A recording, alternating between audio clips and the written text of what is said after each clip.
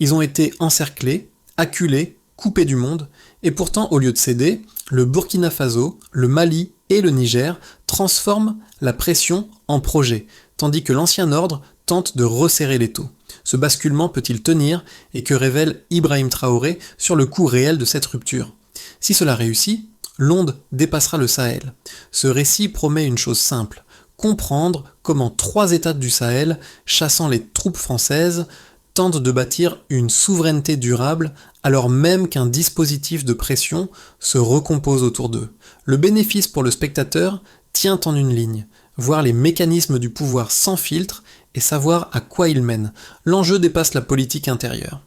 Il touche la sécurité, les contrats miniers, les alliances militaires et la capacité de résister à l'isolement économique.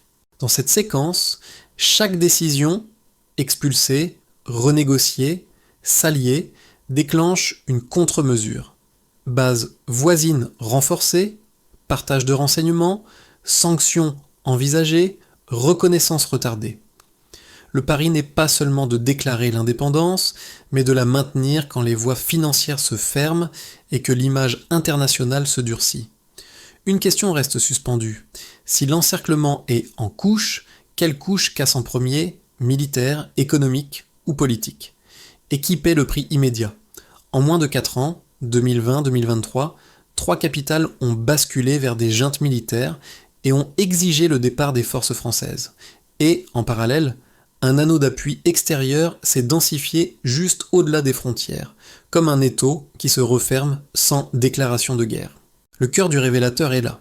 Ce n'est pas une invasion, mais une stratégie de confinement présentée comme coopération sécuritaire. Selon le récit concurrent, l'encerclement fonctionne par couches. D'abord, une couche militaire. Des points d'ancrage et options de déploiement rapide s'installent chez des voisins. Ensuite, une couche de renseignement. Des accords de partage permettent de suivre mouvements, communications et lignes d'approvisionnement à travers les frontières. Enfin, une couche politico-économique. Avoirs gelés, aides retenues, exclusion de mécanismes financiers et campagnes diplomatiques qui décrivent les autorités du Sahel comme illégitimes ou instables. C'est ici que la promesse souveraineté se heurte à sa version dure. Déclarer l'indépendance est une étape, la tenir en est une autre. Les expulsions sont datées et concrètes dans ce récit. Le Mali en 2022, le Burkina Faso en 2023, puis le Niger après le coup d'État de juillet 2023. Mais l'argument ajoute immédiatement le contrepoint: le terrorisme ne disparaît pas mécaniquement avec un retrait et les États doivent financer sécurité, infrastructure et logistique sans dépendre des circuits habituels. Dans cette dynamique, Ibrahim Traoré apparaît comme une figure symbole d'une génération de défis, portée par une rhétorique panafricaine et un rappel assumé de Sankara, tandis que le projet se formalise via l'alliance des États du Sahel, pacte de défense, coordination économique, front politique. Le récit insiste aussi sur la bascule des partenaires. La Russie fournit formation et équipement, la Chine investit dans routes, énergie et télécom, avec une logique transactionnelle. Au ras du sol, cela se voit ainsi. Quand une frontière devient un point de surveillance, un retard d'approvisionnement suffit à transformer une décision politique en tension quotidienne. Et quand une aide est suspendue, un budget doit absorber le choc sans perdre la face. Pour suivre cette histoire sans se perdre dans les slogans, il faut un fil conducteur, la manière dont une décision d'État se transforme en effet concret, puis en réaction extérieure, puis en nouvelle décision. Ce récit avance donc par impact précoce, visible avant même que les grandes stratégies ne se figent. Premier impact, la sécurité devient un choix national, pas une sous-traitance. Le texte concurrent affirme que les États du Sahel augmentent le recrutement, intensifiant la formation et changent de fournisseur d'équipement. Ce mouvement ne se limite pas à des uniformes ou des dépôts d'armes, il modifie les circuits de commandement et la dépendance aux partenaires étrangers. Mais il ouvre aussi un risque immédiat: si l'appui extérieur se retire trop vite, la charge logistique et la pression opérationnelle retombent sur des structures qui se réorganisent encore. Deuxième impact, la souveraineté s'attaque à la richesse, donc au contrat. L'uranium nigérien et l'or burkinabé reviennent au centre, non comme symbole, mais comme levier. révision, renégociation, parfois annulation. Dans cette logique, l'objectif affiché n'est pas l'isolement, mais l'équité, davantage de recettes nationales, moins d'intermédiaires étrangers. C'est précisément ce point qui, selon le récit, menace des flux établis depuis des décennies et déclenche la contre-pression.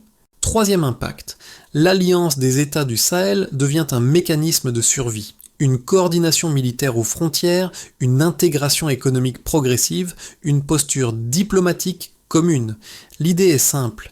Si l'isolement est la première étape de l'effondrement, l'intégration est le premier bouclier. Au fond, une idée domine. La souveraineté se juge au choc, pas au discours. Ils ont d'abord rompu avec le symbole le plus visible, les troupes françaises, puis ils ont touché à l'invisible, les règles du jeu, et c'est là que l'histoire bascule. Pendant des décennies, selon le récit concurrent, la relation entre Paris et ses anciennes colonies du Sahel suivait un scénario stable. Sécurité offerte, influence garantie, en échange, alignement politique, monnaie, extraction de ressources, un système construit sur la dépendance, soutenu par une présence militaire. Justifié par le vocabulaire du partenariat. Mais ce scénario se fissure quand les juntes arrivent au pouvoir. Entre 2020 et 2023, le Mali, le Burkina Faso et le Niger changent en deux mains. Et un à un, ils demandent le départ des forces françaises. La chronologie est présentée comme une suite de décisions opérationnelles. Le Mali notifie le départ en 2022, le Burkina Faso suit en 2023. Le Niger, après le coup d'État de juillet 2023, donne l'ordre définitif. Ce n'est pas une simple posture. Le texte insiste. Ces expulsions servent de signal. Elles montrent que la sécurité ne sera plus déléguée. Elles annoncent une stratégie nouvelle, recrutement en hausse, formation intensifiée, équipement provenant de fournisseurs non occidentaux, notamment la Russie. Le message est frontal. Si la sécurité était la justification d'une présence étrangère, alors elle devient un argument pour s'en passer. Mais Paris ne lit pas cela comme une fin. Il le lit comme un déplacement. Le retrait n'est pas décrit comme une reddition. C'est un repositionnement.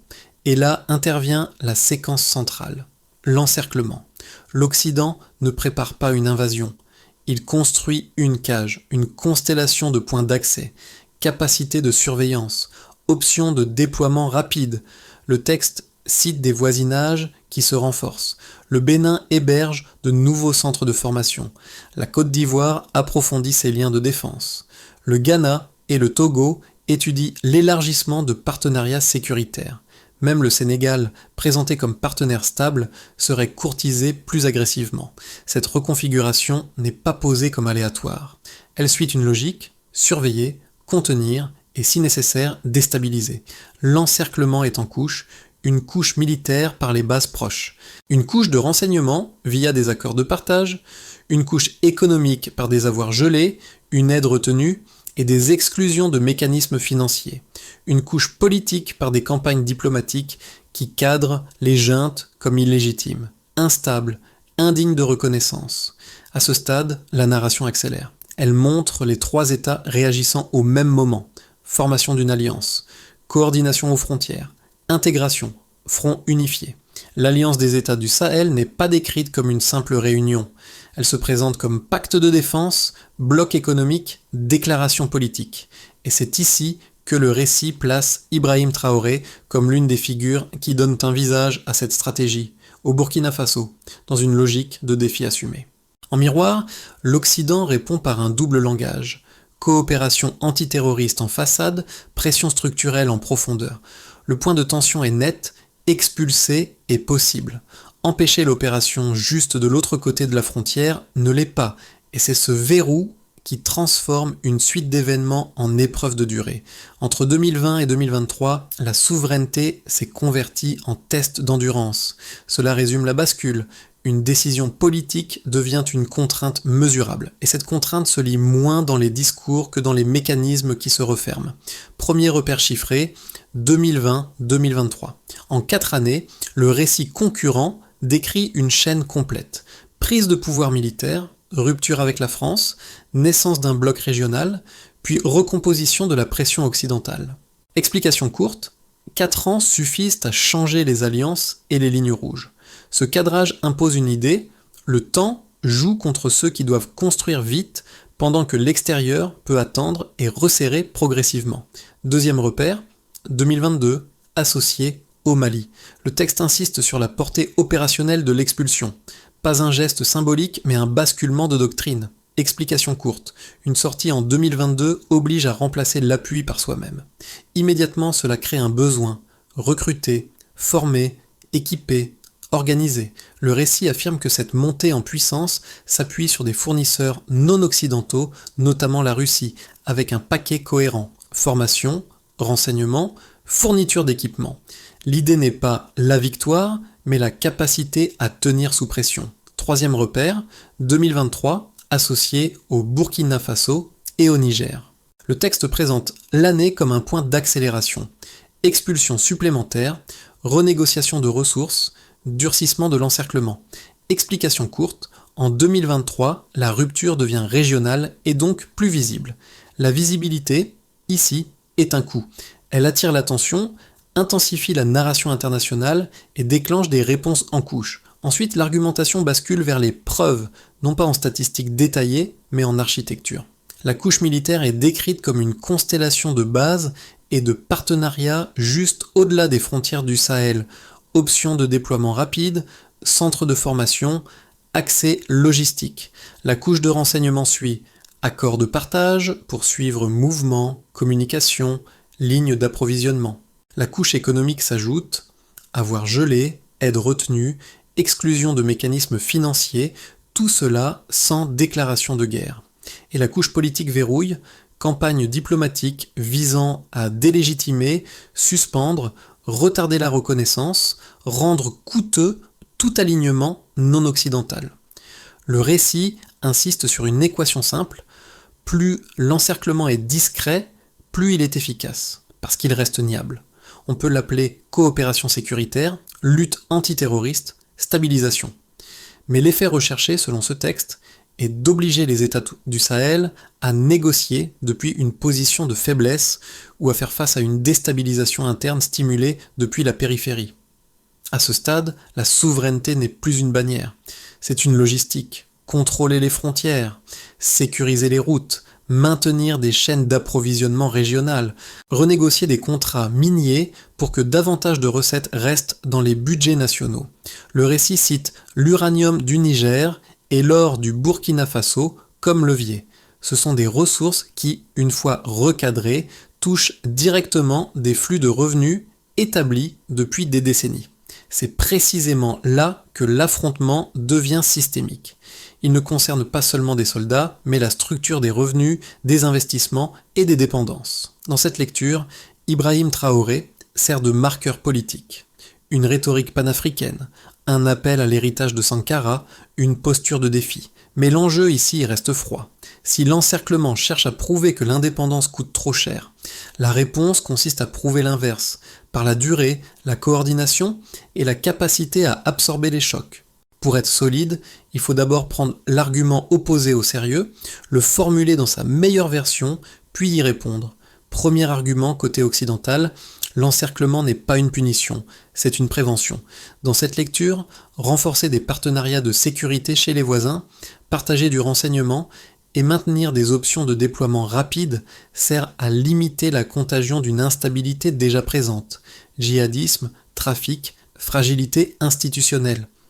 Le discours dit en substance, si trois juntes bouleversent un équilibre régional, la responsabilité des acteurs extérieurs est de protéger les frontières, les corridors commerciaux et les capitales côtières. Le récit concurrent lui-même nourrit ce point en reconnaissant que l'insécurité ne disparaît pas automatiquement avec le départ des forces étrangères et que la pression peut être présentée comme coopération antiterroriste et aux stabilisations. Deuxième argument, l'isolement politico-économique serait une incitation à revenir à des standards de gouvernance et de prévisibilité. Retarder la reconnaissance, discuter de sanctions, conditionner des aides, geler des avoirs, ce serait, dans cette version, pousser à des compromis, éviter l'arbitraire et sécuriser les investissements. Là encore, le texte concurrent admet que la souveraineté déclarée ne suffit pas. Il faut des infrastructures, des financements, des circuits bancaires, donc une forme de compatibilité avec des mécanismes internationaux. Réponse, à partir du même récit, ces deux arguments échouent sur le point central de la dénégation. Si la stratégie est en couche et conçue pour surveiller, contenir et si nécessaire déstabiliser, alors la finalité dépasse la lutte contre le terrorisme. Le texte insiste, il n'y a pas de déclaration de guerre justement parce que l'efficacité vient du flou. Or, quand la pression est niable, elle est aussi difficile à contester publiquement, ce qui transforme l'espace régional en cage invisible. Deuxième réponse, la cohérence temporelle. Le récit situe un basculement rapide entre 2020 et 2023, suivi d'un repositionnement immédiat. Cela crée une asymétrie. Les États du Sahel doivent construire une autonomie en accéléré, tandis que l'anneau périphérique peut se renforcer progressivement. La question devient donc moins qui a raison moralement que qui tient logistiquement. Et c'est là, selon le récit, que l'intégration régionale et la diversification des partenaires visent à casser l'isolement avant qu'il ne devienne irréversible. À partir d'ici, l'épreuve commence réellement. À ce point du récit, quelque chose change d'échelle. Jusque-là, il s'agissait de décision, de réaction, de contre-mesure. Ici, le texte concurrent introduit un basculement. La souveraineté cesse d'être défensive et tente de devenir structurante. Ce n'est plus seulement résister, mais reconfigurer. Le cœur du Midpoint Reveal tient dans un détail souvent sous-estimé, la coordination. L'alliance des États du Sahel n'est plus décrite comme une réponse symbolique à la pression extérieure, mais comme une tentative d'anticipation. Mutualiser les frontières, harmoniser certaines règles économiques, faciliter les échanges entre Ouagadougou, Bamako et Niamey sans passer par des centres de décision extérieurs. Dans cette logique, chaque pas d'intégration vise à réduire l'effet de l'encerclement, non pas en l'affrontant frontalement, mais en absorbant les chocs. C'est aussi à ce moment que la narration individualise davantage. Ibrahim Traoré apparaît moins comme un chef militaire isolé que comme un nœud de récit. Jeunesse, référence à Sankara, discours panafricaniste. Mais le texte insiste sur un point précis. Le symbole n'a de valeur que s'il s'appuie sur des structures. Sans chaîne d'approvisionnement régionale, sans capacité à financer la sécurité, sans recettes issues des ressources, la rhétorique se vide. Le révélateur est donc clair, l'indépendance ne se joue plus à l'instant du coup, mais dans la capacité à tenir ensemble sur la durée. À partir d'ici, chaque conséquence devient concrète. Les conséquences se lisent mieux quand on sépare 4 groupes, l'État, les entreprises, les citoyens et le voisinage régional. Le récit concurrent affirme que l'épreuve n'est pas d'annoncer une rupture, mais d'en absorber le coût quotidien, pendant que l'encerclement en couche continue d'agir sans se nommer. Pour l'État, la première conséquence est administrative et budgétaire. Expulser des forces étrangères, puis renforcer l'appareil sécuritaire national oblige à déplacer des priorités. Recrutement, formation, équipement, coordination aux frontières. Le texte souligne que cette montée en puissance se fait en même temps que la pression extérieure, partage de renseignements chez les voisins, options de déploiement rapide, campagne diplomatique et restrictions financières possibles. Dans cette configuration, la souveraineté devient une question de continuité. Tenir les circuits logistiques, garder une marge de manœuvre, éviter que l'isolement ne force une négociation en position de faiblesse. Ibrahim Traoré est présenté comme l'une des figures qui personnifient ce pari, mais la narration insiste sur la mécanique. Sans structure, le symbole ne protège pas. Pour les entreprises, la conséquence se concentre sur la prévisibilité. Le récit évoque la révision et la renégociation de contrats liés aux ressources, notamment l'or au Burkina Faso et l'uranium au Niger, avec l'objectif affiché de garder davantage de recettes dans les budgets nationaux. Cette logique peut attirer certains acteurs cherchant de nouveaux équilibres, mais elle peut aussi accroître l'incertitude à court terme. Cadre contractuel en mouvement, arbitrage politique plus visible et exposition accrue aux tensions diplomatiques. À cela s'ajoute l'effet indirect des mécanismes financiers. Si l'aide est retenue ou si des canaux sont restreints, les projets d'infrastructure et les flux commerciaux deviennent plus fragiles, même sans sanction formelle. Pour les citoyens, la conséquence est plus immédiate et plus silencieuse. Quand la sécurité est reconfigurée, la période de transition se traduit par des variations d'accès. Routes plus contrôlées, circulation plus lente, approvisionnement plus sensible aux frictions frontalières. Si des recettes minières sont mieux captées, l'espoir est celui d'un État qui investit davantage localement. Mais le récit concurrent rappelle l'autre face. Les besoins en infrastructures et en services restent élevés et les ruptures de financement peuvent amplifier la pression sociale. Dans ce cadre, la souveraineté est vécue comme une promesse qui doit prouver sa valeur par des améliorations visibles, pas seulement par un langage de fierté nationale. Pour le voisinage régional, enfin, la conséquence est stratégique. Le texte décrit une ceinture de partenaires et de bases juste de l'autre côté de la frontière, qui surveille, contient et garde des options de réaction.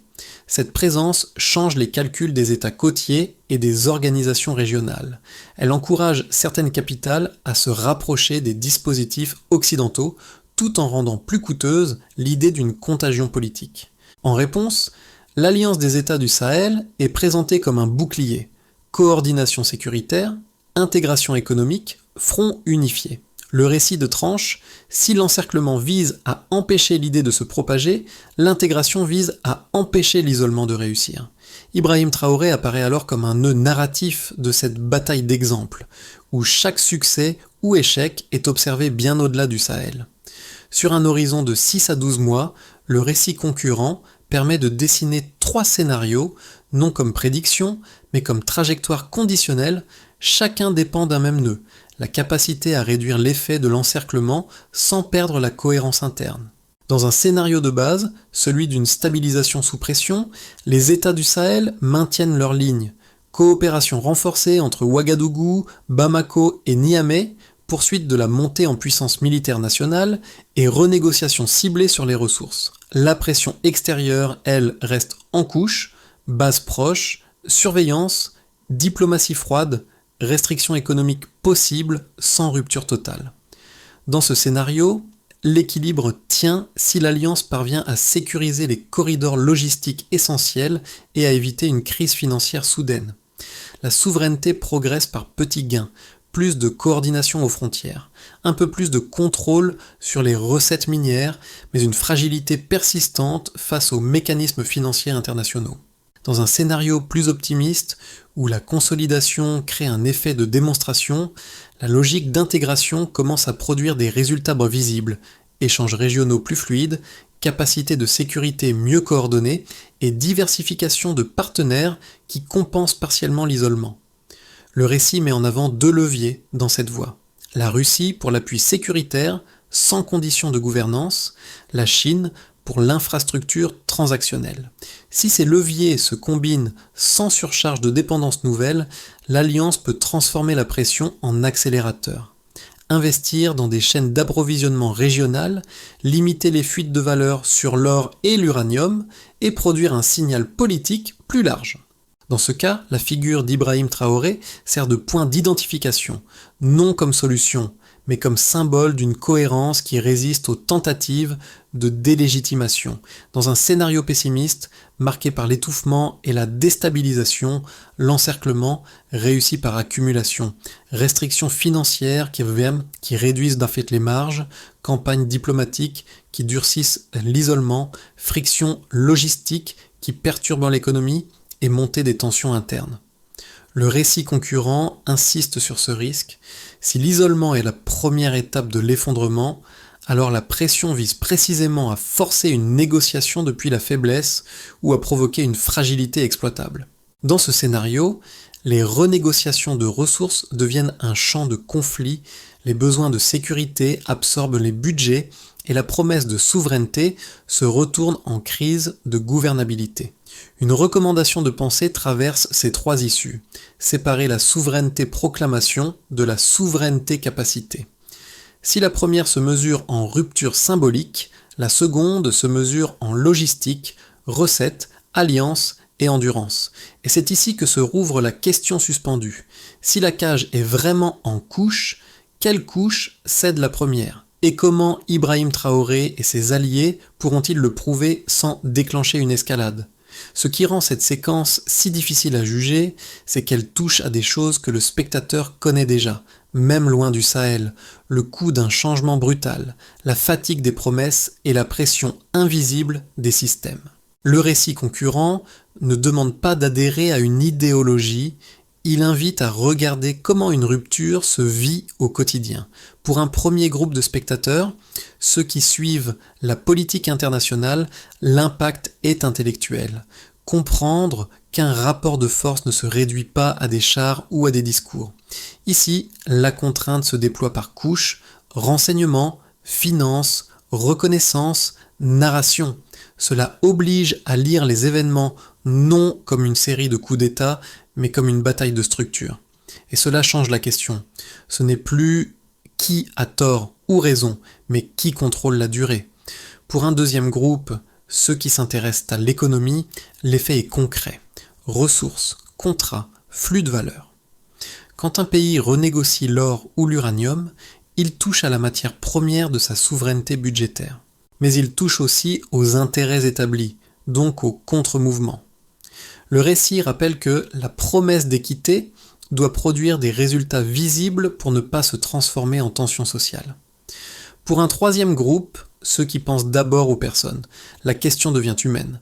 Comment vit-on quand une frontière se resserre, quand l'aide se fait incertaine, quand la sécurité est en transition? Le spectateur n'a pas besoin de chiffres détaillés pour comprendre les faits. Une logistique ralentie se transforme vite en prix plus haut, en service fragile, en anxiété politique. Deux gestes simples peuvent aider à suivre sans se perdre. D'abord, repérer une conséquence tangible par semaine, une décision, puis son effet, puis la réaction extérieure. Ensuite, éviter le piège des récits totalisants. Dans ce texte, même Ibrahim Traoré n'est pas présenté comme une réponse, mais comme un marqueur d'une époque. La feuille de route proposée par le récit concurrent n'est ni idéologique ni instantanée.